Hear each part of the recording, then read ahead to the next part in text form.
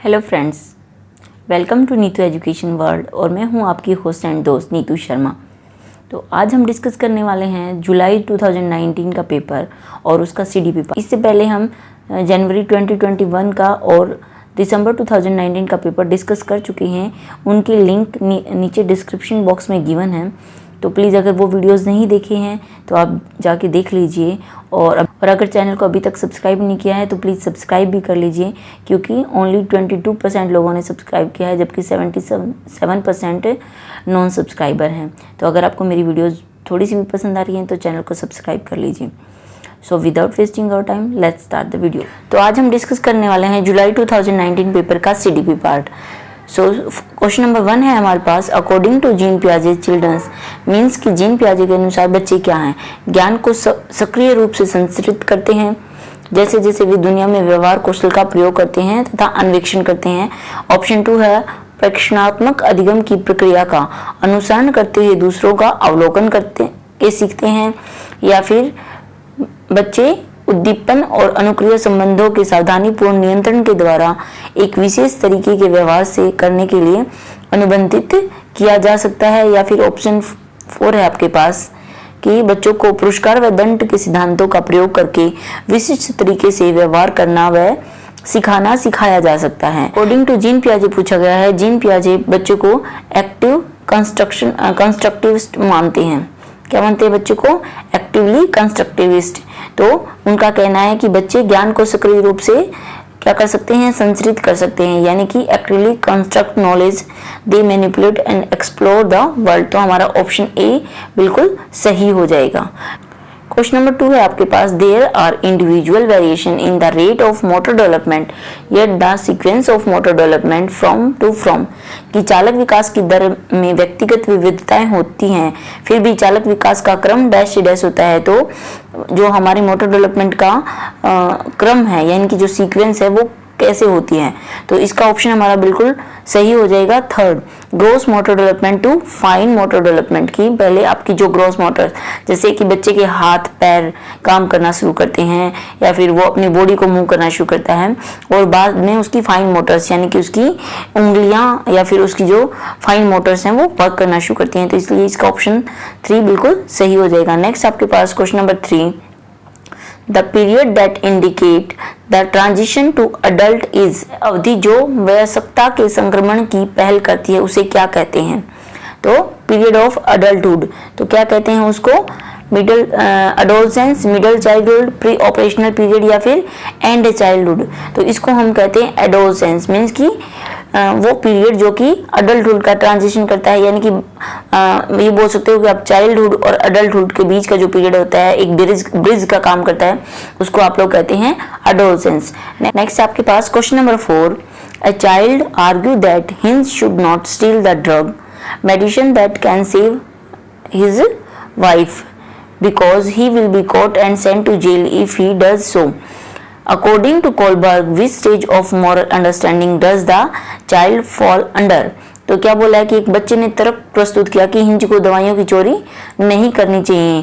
कौन सी दवाइयां? जो कि उसकी पत्नी की जान बचाने के लिए बहुत जरूरी थी। और वो बच्चा ऐसा क्यों कहता है? क्योंकि उसको लगता है कि अगर वह ऐसा करता है, यानी कि वो चोरी करता है, तो पकड़ा जाएगा और जेल भेज दिया जाएगा। तो पूछा गया है कि कोलबर्ग के अनुसार बच्चा नैतिक समझ की किस अवस्था के अंतर्गत आता है? तो ऑप्शन आपके गिवन है, the instrumental purpose orientation, second है social order and maintaining orientation, third है the punishment and obedience orientation, और फोर्थ है द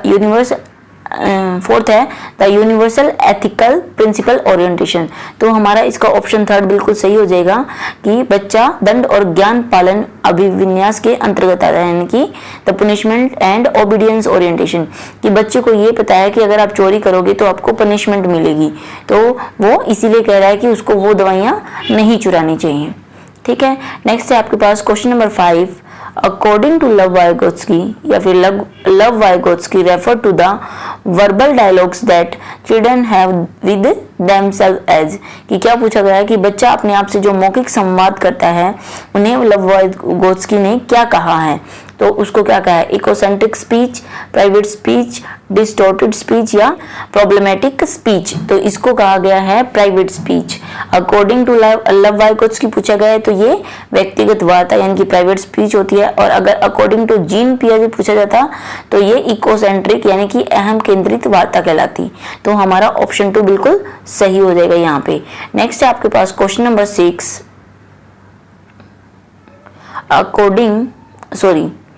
नेक्स्ट आपके पास question number 6, associating toys, articles of clothing, household items, occupation and colour with the specific sex is a demonstration of, कि खिलौने या पहनावे की वस्तुएं, घरेलू सामग्रियां या व्यवसाय में रंगों के विशिष्ट लिंगों के साथ संबंध प्रदर्शित करना क्या कहलाता है। कि जैसे पिंक है तो लड़कियों को पसंद है, ब्लू है तो बॉयज़ के लिए, और अगर कार या फिर कोई बाइक लेके आए हैं तो बॉयज़ के लिए लेके आए हैं, यानी कि टॉयज़ की बात हो रही है। और अगर लड़की है तो वो उसको क्या पसंद होगा, किचन सेट, बार्बी डॉल्स, इस तरह से।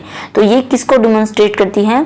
फर्स्ट ऑप्शन है आपके पास इवोल्व्ड जेंडर आइडेंटिटी, सेकंड ऑप्शन है जेंडर स्टीरियोटाइपिंग, थर्ड है जेंडर थ्योरी और फोर्थ है जेंडर रेलिवेंस। तो इसका हमारा सेकंड ऑप्शन बिल्कुल सही हो जाएगा, जेंडर स्टीरियोटाइपिंग यानी कि रूढ़िवादिता, कि बच्चों को लेकर एक सोच रखना कि अगर लड़की है तो ये इस तरह के खिलौने से खेलेगी, अगर लड़का है तो इस तरह के काम करेगा, ये जेंडर स्टीरियोटाइपिंग कहलाती है। नेक्स्ट है आपके पास question number 7, in an elementary classroom it is important to test the experience that a child bring with her, कि एक प्रारंभिक कक्षा कक्ष में एक बच्चा अपने साथ जो अनुभव लाता है तो अध्यापक को क्या करना चाहिए, उसको डिनाई कर देना चाहिए, नेग्लेक्ट करना चाहिए, इग्नोर करना चाहिए या बिल्ड ऑन करना चाहिए। तो अध्यापक को क्या करना चाहिए, बिल्ड ऑन करना चाहिए, यानी कि उसका जो भी वो अपने साथ लेके आता है एक्सपीरियंस, उसको उसके संचय करने के लिए शामिल करना चाहिए, उसकी आगे की जो भी स्टडी है या जो भी लर्निंग है उसमें उसको एक रिसोर्स के रूप में लेना चाहिए। ठीक है, तो इसका ऑप्शन 4 बिल्कुल सही हो जाएगा। नेक्स्ट आपके पास question number 8। Okay, question number 8 है अ टीचर शुड, कि एक शिक्षक को क्या चाहिए या क्या करना चाहिए, मैक्सिमाइज कंपैरिजन अमंग स्टूडेंट्स, कि बच्चों के बीच तुलना करनी चाहिए। ऑप्शन 2 है promote students belongings to certain culture, की बच्चों की जो विशेष संस्कृति या समुदाय के बच्चे हैं उनको बढ़ावा देना चाहिए। थर्ड है ignore cultural differences and diversity among students, कि बच्चों के बीच सांस्कृतिक विभिन्नताओं और विविधताओं की अनदेखी करनी चाहिए। या ऑप्शन डी है आपके पास communicate that she respect and values all the culture in the classroom, या फिर उसको कक्षा कक्ष में यह संप्रेक्षित करना चाहिए कि वह सभी संस्कृतियों का सम्मान करती है और उनको महत्व देती है। तो एक टीचर को जो ऑप्शन 4 है वो करना चाहिए कि उसको यह बच्चों के साथ कम्युनिकेट करना चाहिए कि वह सभी संस्कृतियों का सम्मान करती है और सभी को ही महत्व देती है। तो नेक्स्ट आपके पास question number 9, which of the following construct does right to education act 2009 advocate, यानी कि निम्नलिखित संरचनाओं में से शिक्षा का अधिकार अधिनियम 2009 किसकी वकालत करता है, यानी कि किसका पक्ष लेता है। Integrated education, inclusive education, segregation या फिर मेन स्ट्रीमिंग। तो अगर राइट टू एजुकेशन एक्ट 2009 की बात है तो इसमें हमारा ऑप्शन 2 बिल्कुल सही हो जाएगा, इंक्लूसिव एजुकेशन, यानी कि वह समावेशी शिक्षा की पहल करता है या उसकी वकालत करता है। नेक्स्ट आपके पास question number 10, dash is the philosophy that all children have a right to get equal education in regular school system, कि यह विचारधारा कि सभी बच्चों को एक नियमित विद्यालय व्यवस्था में समान शिक्षा प्राप्त करने का अधिकार है। तो किसका है ये, इंक्लूजन का, मेन स्ट्रीमिंग का, स्पेशलाइजेशन का, स्पेशल एजुकेशन का या फिर मल्टी कल्चरल एजुकेशन का। तो ये हमारा विचारधारा है इंक्लूजन का, यानी कि समावेशी शिक्षा। समावेशी शिक्षा कहती है कि सभी बच्चों को एक साथ एक विद्यालय में और एक साथ समान शिक्षा प्रदान करने का अधिकार है, प्राप्त करने का अधिकार है। नेक्स्ट आपके पास क्वेश्चन नंबर 11, ये थोड़ा बड़ा क्वेश्चन है तो इसको या तो बहुत छोटा करना पड़ेगा हमें या फिर हम इसके ऑप्शन बाद में देख लेंगे। हाँ, ऐसे रख लेते हैं, ऑप्शन हम बाद में देख लेंगे। यस, तो ये है हमारे पास question number 11, Which of the following represent the correct matching of children in column A with their primary characteristic in column B? यानी कि कॉलम A और कॉलम B के जो करेक्टरिस्टिक्स हैं उनको मैच करना है कि किसकी किससे मैच होती हैं। जैसे कि ऑप्शन A है आपके पास गिफ्टेड, तो गिफ्टेड कौन से होते हैं? लैक रीडिंग फ्लुएंसी वाले बच्चे, can think of original solution, या फिर tendency to get distract easily, या ability to learn quickly and independently. तो गिफ्टेड का हो जाएगा हमारा फोर्थ ऑप्शन बिल्कुल सही, कि जिन बच्चों में शीघ्रता से और स्वतंत्र रूप से सीखने की योग्यता होती है वो गिफ्टेड होते हैं। सेकंड है आपका लर्निंग डिसेबिलिटी, तो कौन सी है लर्निंग डिसेबिलिटी आपकी? लैक रीडिंग फ्लुएंसी, कि बच्चों को धारा प्रवाह पढ़ने में समस्या आ रही है या उसकी कमी है उसको पढ़ने में। थर्ड है क्रिएटिव, तो क्रिएटिव कौन से होते हैं? जो कि ओरिजिनल सॉल्यूशन सोच सकते हैं, कैन थिंक ओरिजिनल सॉल्यूशन, तो ऑप्शन बी हो जाएगा थर्ड का। फिर लास्ट है अटेंशन, यानी कि ADHD की बात की हुई है, तो ये बच्चे जल्दी से डिस्ट्रैक्ट हो जाते हैं, आसानी से विचलित हो जाते हैं, तो ऑप्शन 4 का हमारा हो जाएगा सी। तो अब हमें ये वाला ऑप्शन ढूंढना है जिसमें D और उसके बाद A और फिर B और C ऐसे वाले ऑप्शन होंगे। तो यहाँ पे हम देखेंगे DABC, ठीक है, हाँ DAB और C, तो इसका हमारा ये जो ऑप्शन नंबर 2 है वो बिल्कुल सही हो जाएगा, ये वाला DABC, तो ये वाला हमारा बिल्कुल राइट आंसर हो जाएगा।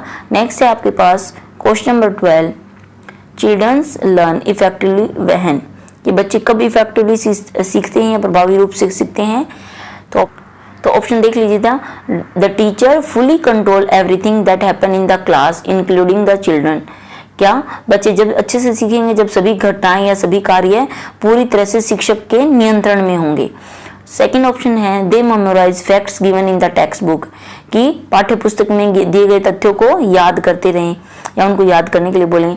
थर्ड है कि they copy answer written by teachers on the black board, कि वे बच्चों से श्यामपट पे लिखे गए जो भी प्रश्न उत्तर हैं उनकी नकल कर लें, ठीक है। फोर्थ ऑप्शन है they actively participate in different activity and task, तो वे विभिन्न गतिविधियों व कार्यों में सक्रिय रूप से भाग लेते हैं। तो बच्चा प्रभावी रूप से तभी इफेक्टिवली सीखता है जब वो खुद पार्टिसिपेट करता है, वर्क डूइंग बाय हैंड्स वाली जो सिचुएशन होती है। तो इसका ऑप्शन हमारा डी बिल्कुल सही हो जाएगा, सॉरी ऑप्शन 4 हमारा बिल्कुल सही हो जाएगा, they actively participate in different activity and task, तो they can learn effectively. Next है आपके पास question number 13, children should dash question in the classroom, कि बच्चे को कक्षा में प्रश्न पूछने चाहिए या नहीं पूछने चाहिए। तो ये ऑप्शन दिए हैं कि उनको अनकरेज करना चाहिए, be encouraged to ask, be discouraged to ask, not to be allowed to ask, या फिर स्टॉप्ड फ्रॉम आस्किंग, कि उनको रोक देना चाहिए। तो बच्चे को क्लासरूम में प्रश्न पूछने के लिए हमें प्रेरित करना चाहिए, यानी कि to be encouraged to ask questions, ठीक है।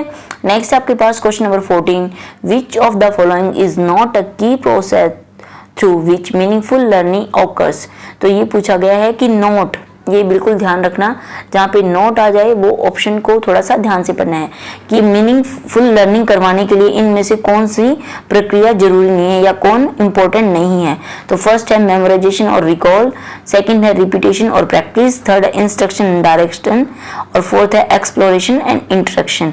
तो मीनिंगफुल लर्निंग के लिए एक्सप्लोरेशन और इंटरेक्शन जरूरी है, इंस्ट्रक्शन एंड डायरेक्शन भी जरूरी है और प्रैक्टिस भी जरूरी है। लेकिन मेमोराइजेशन और रिकॉल यानी कि उसको रट्टा मार लेना और स्मरण करना वो बिल्कुल भी जरूरी नहीं है। तो इसलिए ये हमारा ऑप्शन बिल्कुल सही हो जाएगा कि नॉट अ की प्रोसेस, कौन सा, मेमोराइजेशन एंड रिकॉल। नेक्स्ट हमारे पास क्वेश्चन नंबर 15,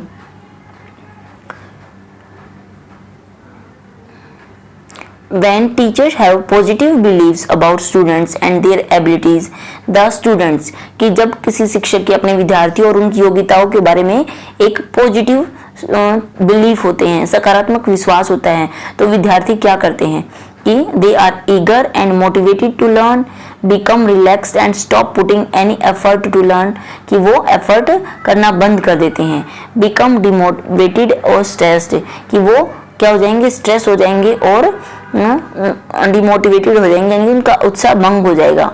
फिर are not affected in any way, और वो कुछ भी इफेक्ट ही नहीं पड़ेगा उन पे कि टीचर को उनमें विश्वास है या नहीं, ऐसे उन पे कोई इफेक्ट नहीं पड़ेगा।